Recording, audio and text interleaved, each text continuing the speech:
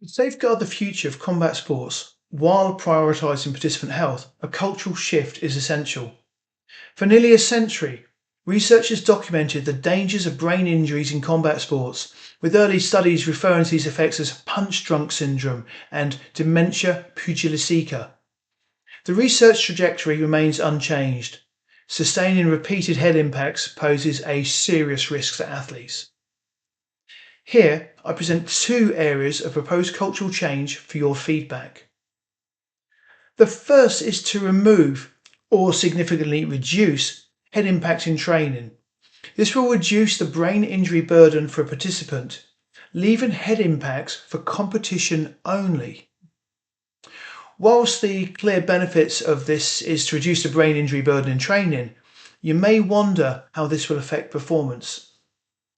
Combat sports hinge on recognising opponents' patterns, predicting their actions, and executing appropriate and timed responses to stimuli.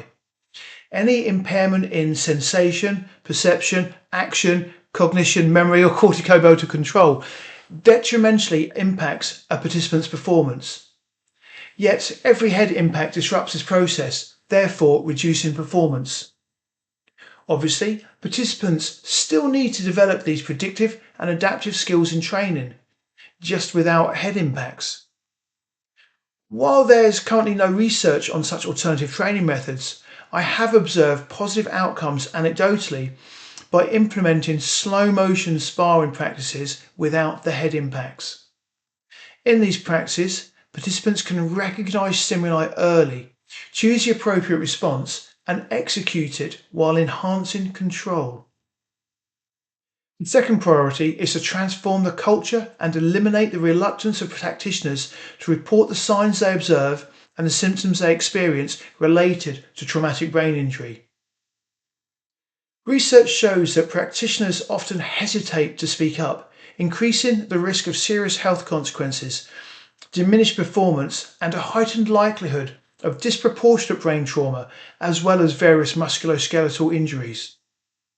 Moreover, as traumatic brain injury reduces physical control, it also poses risks to training partners due to excessive and uncontrolled contact.